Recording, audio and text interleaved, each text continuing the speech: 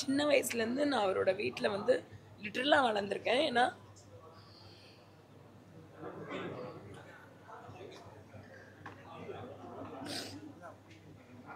சில விஷயம் பேச முடியாது, உண்மையை சொன்னால் தப்பாயிடும், வேண்டாம்.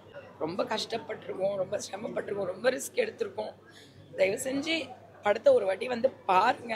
அவர் வந்து ஒரு பேட்டியில் சொல்லியிருந்தாங்க, ராஜாப்பா நான் பார்த்தேன், இந்த மாதிரி வந்து என்கிட்ட வந்து எனக்கு மரியாதை கொடுத்து என்கிட்ட வந்து பர்மிஷனாக வாங்கினா நான் காசு கூட தேவையில்லை, நான் கொடுத்துருவேன்னு. நான் அதே தான் செஞ்சேன். ஏன்னா அந்த வீட்டில் நான் பூஜை பண்ணியிருக்கேங்க. நான் வந்து அந்த வீட்டில் லாக்கர் சாவி வந்து ஜீவம்மா கையில் வாங்கி போய் நகையை எடுத்து அம்மன் கிட்ட போட்டு அவ்வளோ தூரம் நான் அந்த வீட்டுக்கு உழைச்சிருக்கேன். அந்த குடும்பத்தில் நான் ஒருத்தி மருமகளாக போக வேண்டியவங்க. இதுக்கு மேலே நான் சொல்ல முடியாது. எனக்கு அது என்ன சொல்கிறதுனே தெரில. எனக்கு ரொம்ப எமோஷ்னலாக இருக்குது. பட் மிஸ்ஸஸ் அண்ட் மிஸ்டர்னு ஒரு படம் எடுத்திருக்கேன், எல்லோரும் பிடிச்சிருக்குன்னு சொல்கிறாங்க. அதுதான் வந்து இந்த ஏ படம்னா உடனே எல்லாத்தையும் ஓப்பனாக வந்து காமிக்கிறதுன்றது வேற ஏ படம். ஐ ஹோப், ஏன்னா நடிகர்கள் உச்ச நடிகர்கள் இல்லாத படங்களுக்கு தியேட்டருக்கு வந்து ஆடியன்ஸ் அவ்வளோ சீக்கிரம் வர்றதில்லை. பட் இன்றைக்கி அது பரவணும்.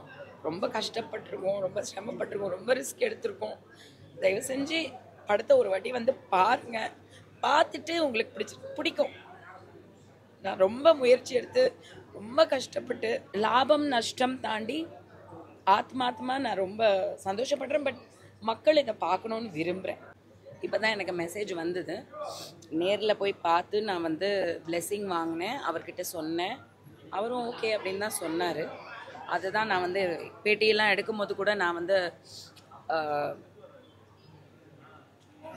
சொல்லியிருந்தேன். அவர் வந்து ஒரு லெஜெண்ட். அவரை மிஞ்சுறதுக்கு மியூசிக்கு கடவுள் மாதிரி. அவர் கடவுளே நம்மளை கோச்சிக்கிட்டா எவ்வளோ கஷ்டமாக இருக்கும்ன்றதை யோசிச்சு பாருங்கள். சின்ன வயசுலேருந்து நான் அவரோட வீட்டில் வந்து லிட்டரலாக வளர்ந்துருக்கேன். ஏன்னா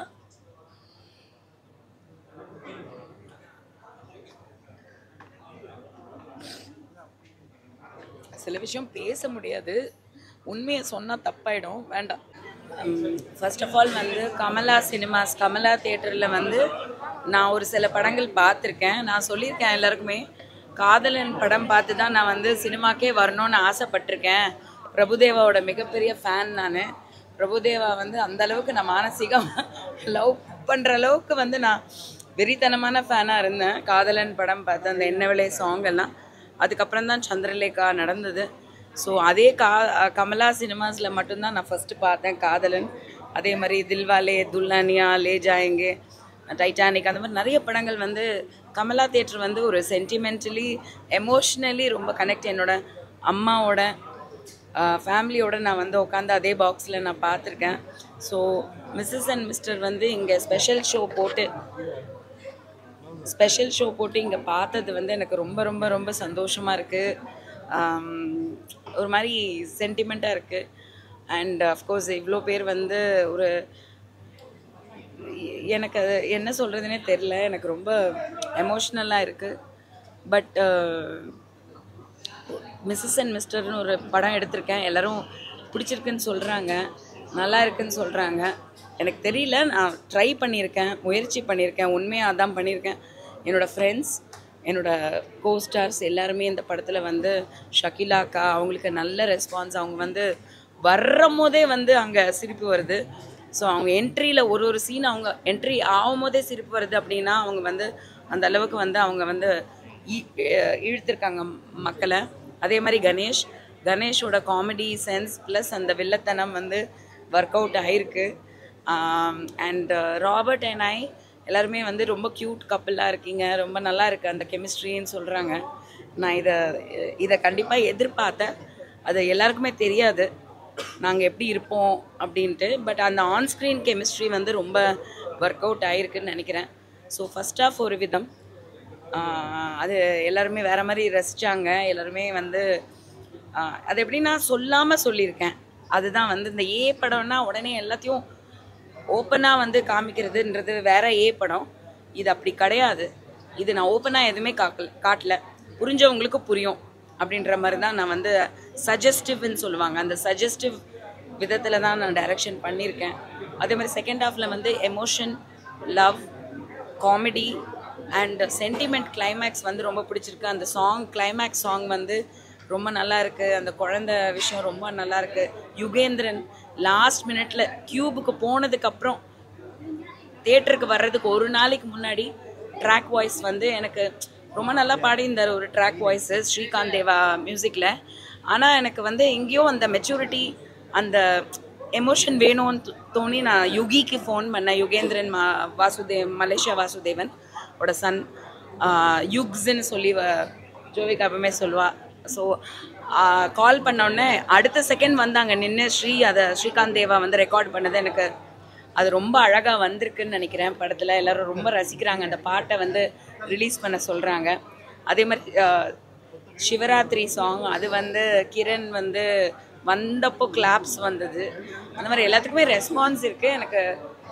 எனக்கு ஐ ஹோப் ஒரே ஒரு விஷயம் என்னென்னா, ஐ ஹோப், ஏன்னா நடிகர்கள், உச்ச நடிகர்கள் இல்லாத படங்களுக்கு தியேட்டருக்கு வந்து ஆடியன்ஸ் அவ்வளோ சீக்கிரம் வர்றதில்லை. அது வந்து ரிவ்யூஸ் வழியாகவும் மக்களோட பேச்சுவார்த்தை வழியாகவும் தான் பரவுது. பட் இன்றைக்கி அது பரவணும். ரொம்ப கஷ்டப்பட்டிருக்கோம், ரொம்ப சிரமப்பட்டிருக்கோம், ரொம்ப ரிஸ்க் எடுத்திருக்கோம். தயவு செஞ்சு படத்தை ஒரு வாட்டி வந்து பாருங்கள். பார்த்துட்டு உங்களுக்கு பிடிக்கும். நான் ரொம்ப முயற்சி எடுத்து ரொம்ப கஷ்டப்பட்டு பணங்கிறத தாண்டி மண்டையை உடைச்சிருக்கேன். ஏன்னா அவ்வளோ ப்ராப்ளம்ஸ் வந்தது. இது எப்படி சரி பண்ணலான்னு, அதாவது எங்கெங்கே எதை எடுத்தேன்னு நீங்கள் கேட்டிங்கன்னா, எப்படி எடுத்தேன், எப்படி வந்து இது பண்ணேன் அப்படின்னா, இது சீன் தேவையா?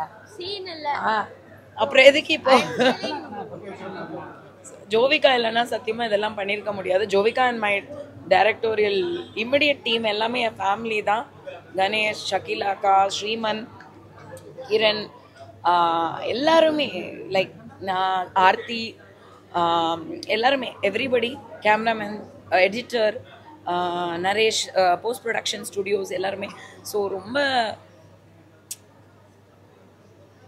லாபம் நஷ்டம் தாண்டி ஆத்மாத்மா நான் ரொம்ப சந்தோஷப்படுறேன். பட் மக்கள் இதை பார்க்கணுன்னு விரும்புகிறேன். ராஜா சார் வந்து இப்போ அந்த சாங்குக்கு வந்து நோட்டீஸ் கொடுத்துருக்காங்க. இதை பற்றி என்ன மேடம்? இல்லை, இப்போ தான் எனக்கு மெசேஜ் வந்தது. நேரில் போய் பார்த்து நான் வந்து பிளெஸ்ஸிங் வாங்கினேன். அவர்கிட்ட சொன்னேன். அவரும் ஓகே அப்படின்னு தான் சொன்னார். அதுதான் நான் வந்து பேட்டியெல்லாம் எடுக்கும்போது கூட நான் வந்து சொல்லியிருந்தேன். அவர் வந்து ஒரு லெஜெண்ட். அவரை மிஞ்சுறதுக்கு மியூசிக்கு கடவுள் மாதிரி. அவர் கடவுளே நம்மளை கோச்சிக்கிட்டா எவ்வளோ கஷ்டமாக இருக்கும்ன்றதை யோசிச்சு பாருங்கள். சின்ன வயசுலேருந்து நான் அவரோட வீட்டில் வந்து லிட்டரலாக வளர்ந்துருக்கேன். ஏன்னா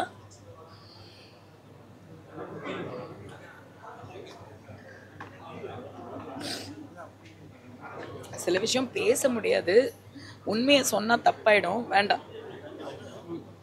என்ன காரணம் மேடம்?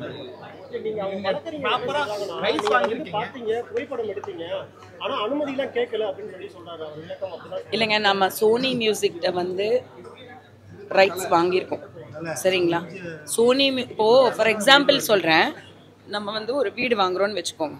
ஒரு பில்டிங்கில் வந்து இப்போது வந்து ஒரு பிராண்டு, ஒரு அப்பார்ட்மெண்ட் காம்ப்ளெக்ஸில் நம்ம ஒரு வீடு வாங்குகிறோம். அந்த வீடோட பிராண்டுன்னு ஒன்று இருக்கும் இல்லையா? அப்போ வந்து அந்த வீடோட பிராண்ட் வந்து இப்போது வந்து ஒரு கம்பெனி, இப்போ நான் வந்து ப்ரெஸ்டீஜில் இருக்கேன். ப்ரெஸ்டீஜில் நான் வந்து வீடு வாங்குறேன்னா அங்கே நம்ம நம்பி கையெழுத்து போட்டு பணம் கொடுத்து பத்திரம் வாங்குகிறோம் இல்லையா? அப்போ வந்து அந்த ப்ரெஸ்டீஜே கிடையாது, இது வந்து என்னோட பூமி அப்படின்னு ஒருத்தவங்க வந்து நடுவில் கேஸ் போட்டாங்கன்னா ப்ரெஸ்டீஜ் மேலே தாங்க கேஸ் போடணும். அப்போ சோனி மியூசிக் வந்து நானுன்னு இல்லை, அது வந்து பார்த்திங்கன்னா அந்த குட் பேட் அக்லி சில படங்களுக்கு, அந்த என்ன படம் அது, அந்த குணா சாங் வந்தது மலையாள படம், மஞ்சுமெல் பாய்ஸ், அது மேலே கூட கேஸ் போட்டாங்க. அந்த மாதிரி பல படங்கள் மேலே போடுறாங்க. ஆனால் அவர் வந்து ஒரு பேட்டியில் சொல்லியிருந்தாங்க, ராஜாப்பா நான் பார்த்தேன், இந்த மாதிரி வந்து என்கிட்ட வந்து எனக்கு மரியாதை கொடுத்து என்கிட்ட வந்து பர்மிஷனாக வாங்கினா நான் காசு கூட தேவையில்லை, நான் கொடுத்துருவேன்னு. நான் அதே தான் செஞ்சேன். ஏன்னா அந்த வீட்டில் நான் பூஜை பண்ணியிருக்கேங்க. நான் வந்து அந்த வீட்டில் லாக்கர் சாவி வந்து ஜீவம்மா கையில் வாங்கி போய் நகையை எடுத்து அம்மன் கிட்ட போட்டு அவ்வளோ தூரம் நான் அந்த வீட்டுக்கு உழைச்சிருக்கேன். அந்த குடும்பத்தில் நான் ஒருத்தி மருமகளாக போக வேண்டியவங்க. இதுக்கு மேலே நான் சொல்ல முடியாது.